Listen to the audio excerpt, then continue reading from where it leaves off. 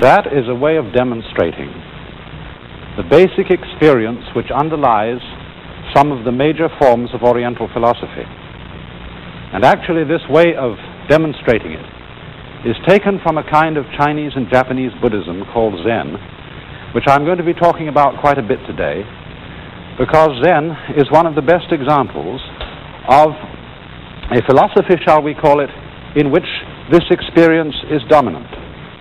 Zen, of course, is a Japanese word, and it's spelled Z-E-N.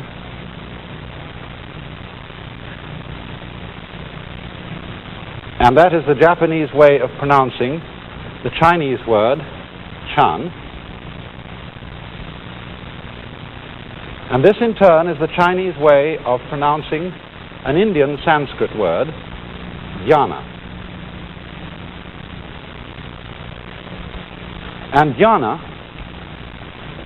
refers to the kind of experience which has been represented in this circle.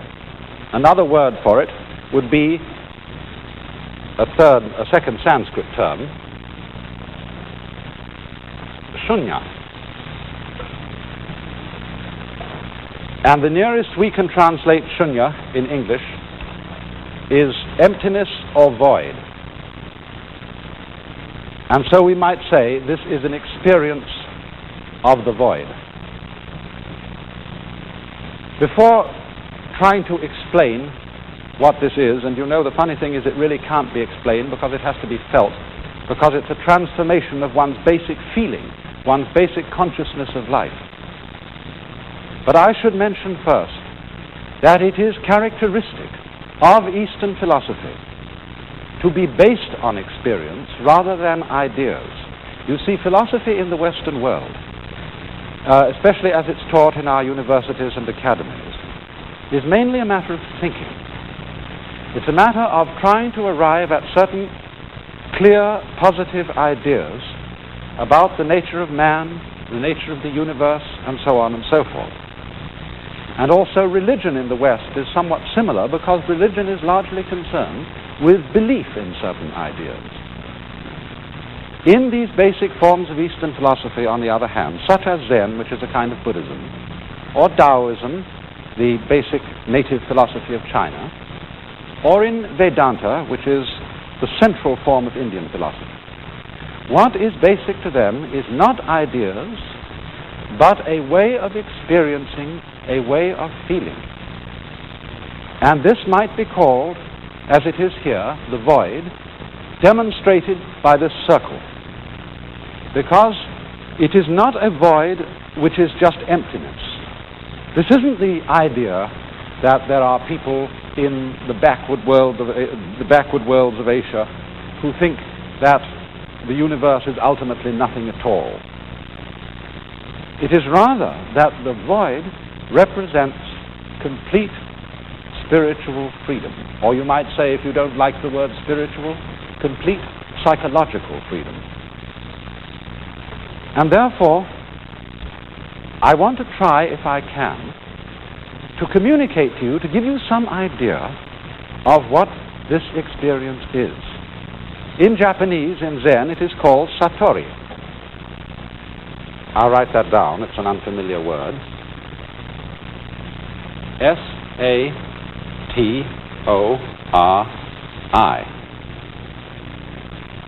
And I like the way that that's pronounced in Southern Chinese. They pronounce it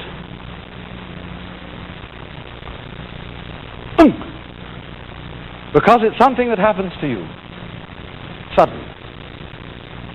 Now let me try, if I can possibly, to put into some sort of words what this experience is. This experience, which so far as they are concerned, is the objective of human life. To get this is to understand the meaning of human nature and destiny. Only because it's a transformation of consciousness, because it's something you feel rather than something you think, it is for this reason difficult to put into words. But it is as if you saw quite suddenly, and indeed this experience could have happened to you. It can come without warning to anybody, and so what I'm going to be saying may strike a familiar ring in some ears. But it is as if quite suddenly you became totally convinced that the way everything is in this universe and at this moment is absolutely right. And that's almost putting it too weakly. I'm not trying to talk about a sort of Pollyanna feeling where we say, well, this is the best of all possible worlds, and everything, however evil and however wrong, is going to work out all right in the end because it's a means to an end in some master design. I'm not saying that. I'm saying it is suddenly feeling that everything is right the way it is now, however appalling, however terrible. And you know it beyond a shadow of doubt.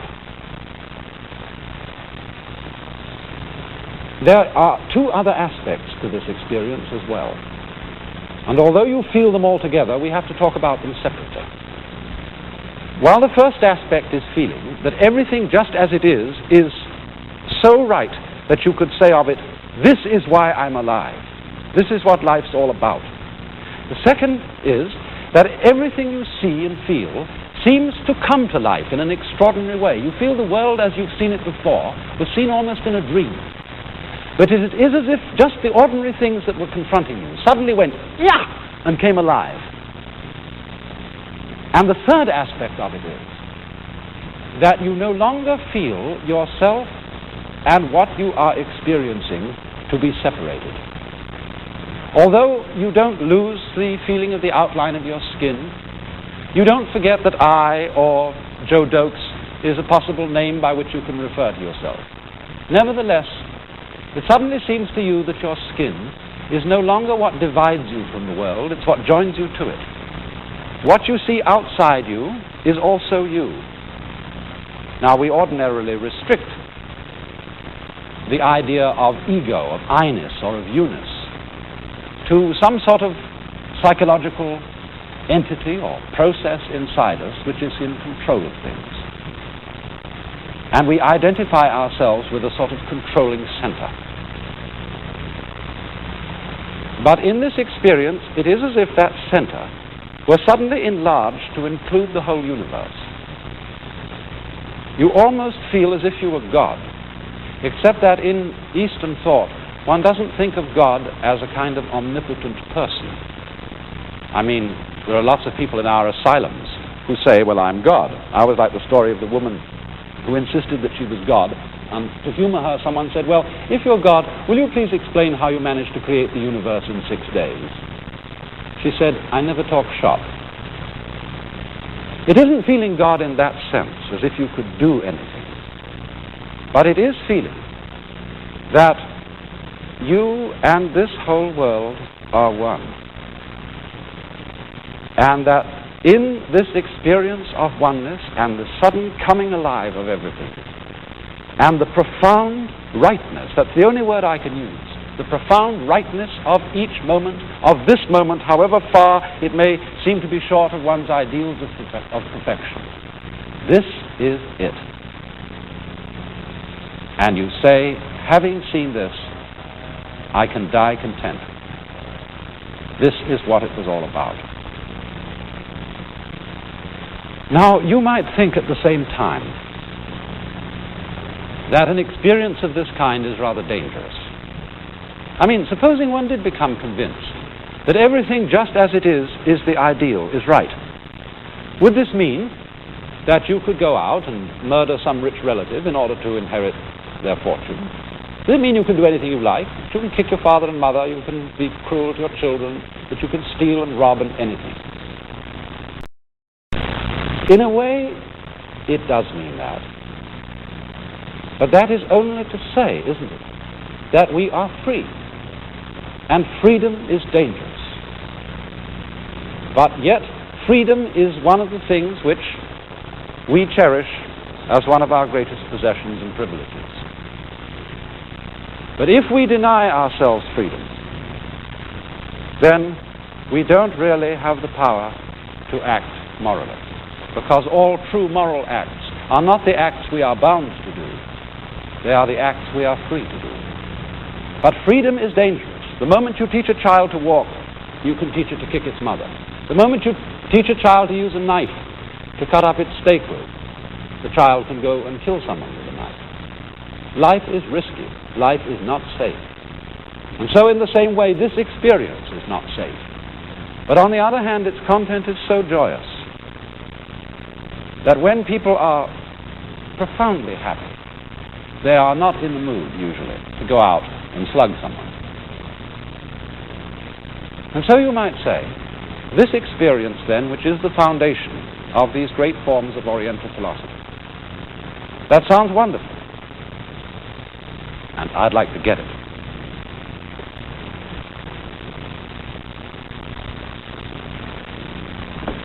You know, that reminds me of a story.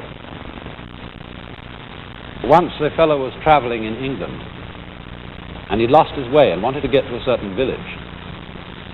And he went to a country yokel and said, can you tell me the way to Little Puddenham? And the yokel scratched his head and said, well, sir, I do know where that is, but if I were you, I wouldn't start from here. And so in the same way, when one asks, how do I get this experience? That's not quite the right question. And to go out to get it is from the first the wrong approach.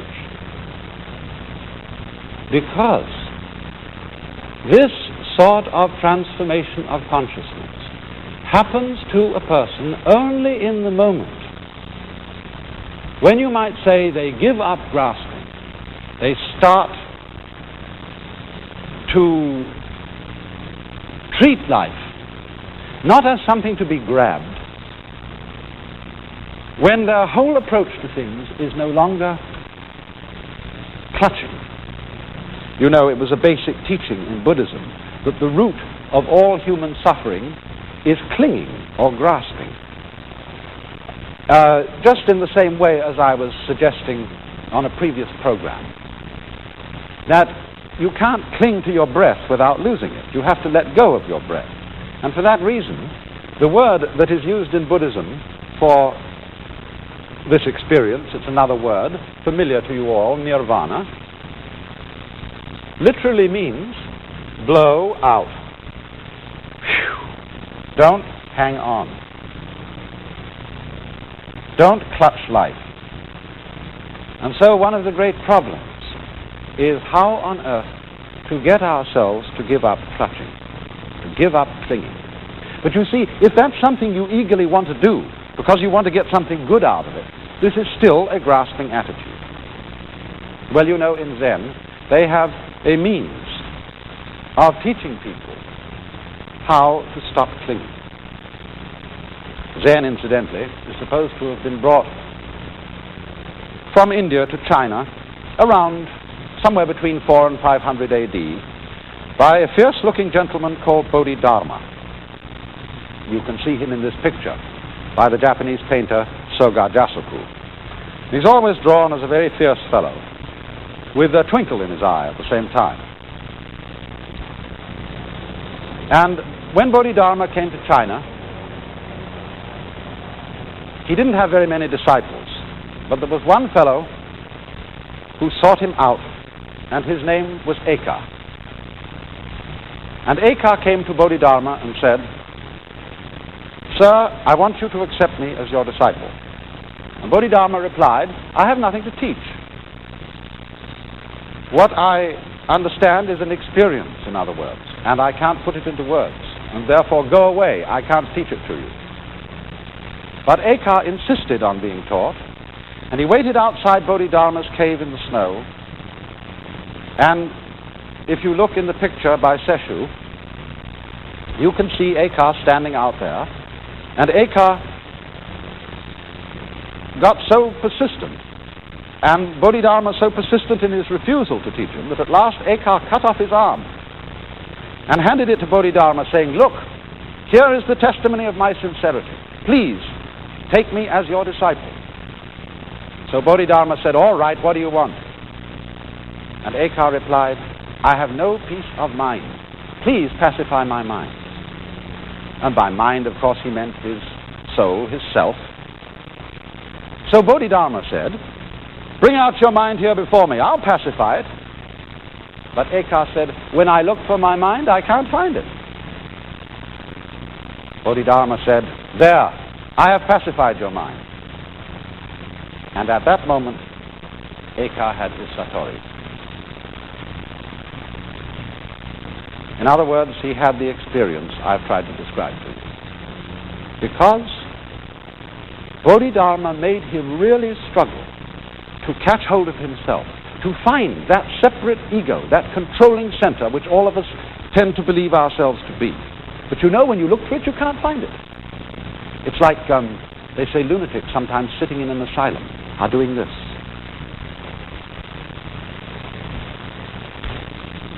Yes, they sit for hours perhaps in a padded cell doing that, but you can't catch hold of it.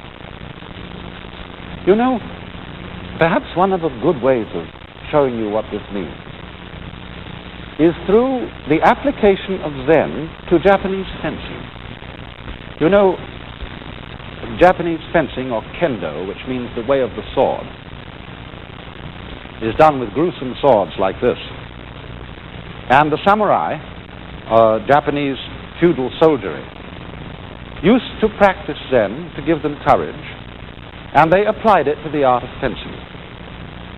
Now, if you go to study with a Japanese fencing master, you will not at first be given a sword and be told how to use it. You'll be made a kind of janitor around the house. You have to do all the little chores, like sweeping the floors, putting away the bedding, washing up the dishes, and so on and so forth. And while you are doing that, the master will get hold of a practice sword. This, you see, is made of bamboo. It's made of about 6 slips of bamboo, loosely tied together, so that if you get hit with it, although it may give you a pretty hard crack, at least you don't get killed. And while the poor boy, who's the apprentice, is doing the household duties, the teacher stalks around with one of these things and unawares gives him a bang on the head. And the boy is expected to defend himself by any means at his disposal. If he's got a saucepan in his hand, use the saucepan. If he's picking up a cushion, use the cushion.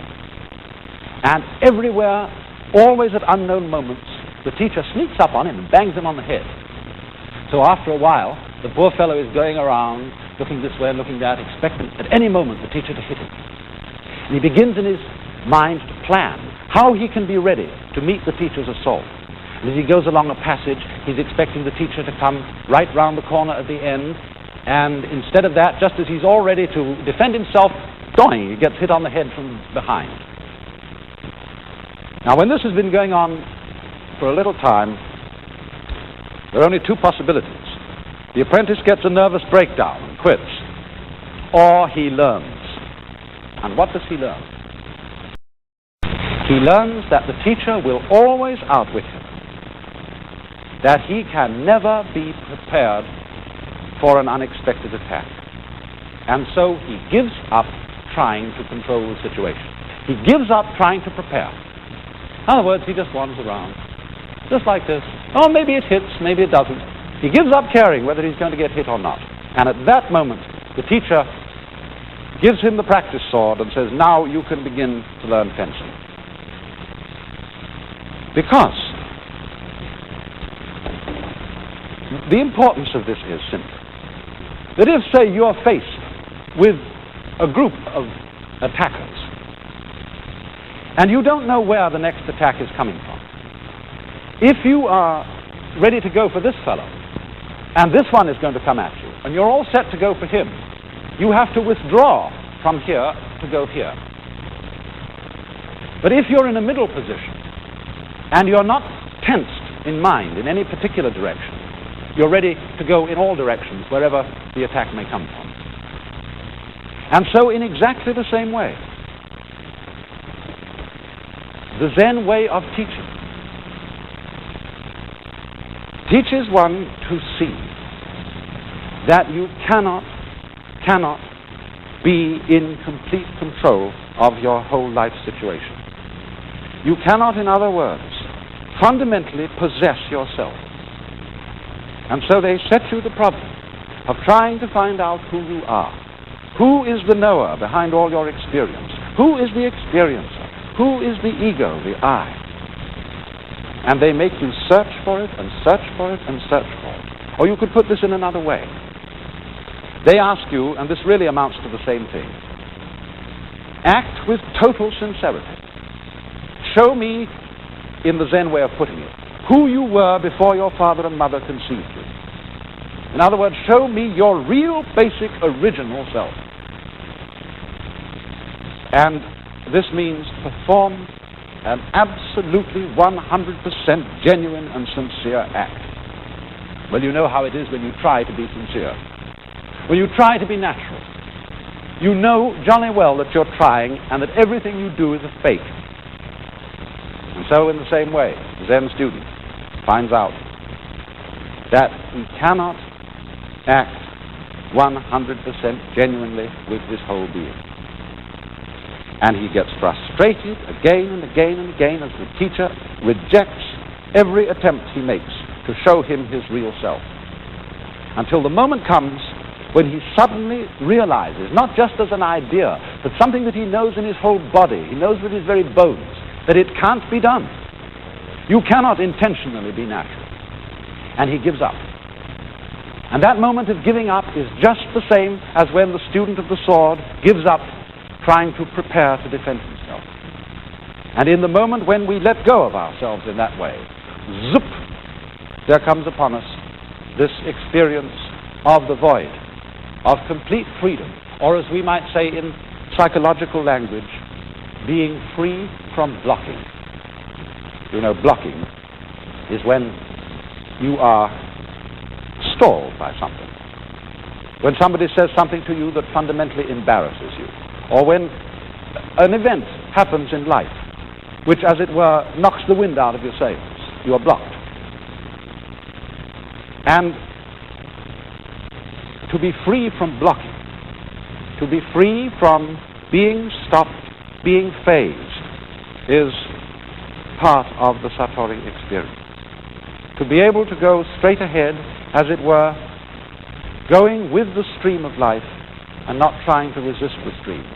Just as, for example, if you were actually swimming and you got caught in a strong current, if you try to swim against it, you're perfectly sure to drown.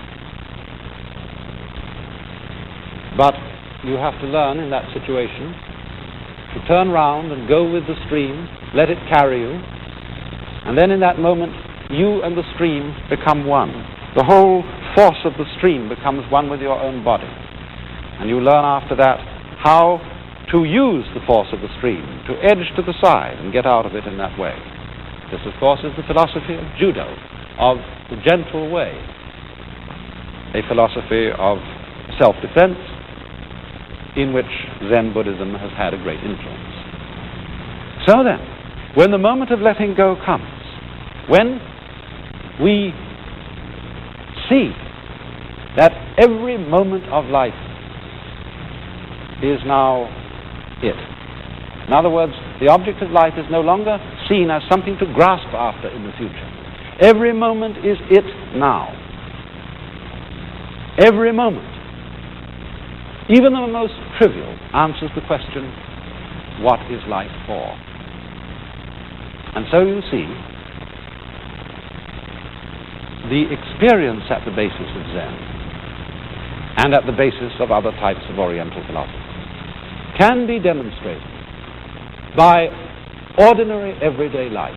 That's why in Zen teaching, those old masters in China didn't like to answer questions about philosophy with wordy explanations. They had quite a different way of going about it. I remember one case where a Confucian scholar came to a teacher and said, "Please explain to me your secret teaching." And the teacher replied, "Well, there's a saying in your own master Confucius which very well puts it. When Confucius said, 'My disciples, do you think I am holding anything back from you? Indeed, I am holding nothing back.'" And that was all he said. And so the Confucian scholar was a bit perturbed and said, "Well, what do you mean?" And the Zen teacher said, "Well, forget it. I don't want to talk about it anymore." Well, a few days later, they were walking together in the mountains, and they happened to pass a bush of wild laurel. And the Zen teacher turned to the Confucian scholar and said, "Do you smell it?" The scholar said, "Yes." "You see," said the teacher, "I'm keeping nothing back from you." And it said that at that moment, the scholar was awakened. So this is the characteristic approach of Zen, to answer questions about abstract, vast matters of philosophy with absolutely concrete, momentary events. Because it is these concrete, momentary events that are the answer.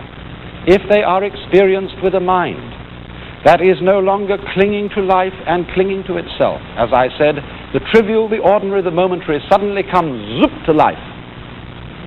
And this, you see, this thing that we are living now is the answer. And so Zen teachers have said very strange things when asked philosophical questions. One of them said, the cypress tree in the yard. Another said, 3 pounds of flax. Another said, it's windy again this morning. Sometimes they don't say anything. There's a famous story of a Chinese general, I think he was, who came to one of the old masters and said to him, "What is the way?" And in answer, the master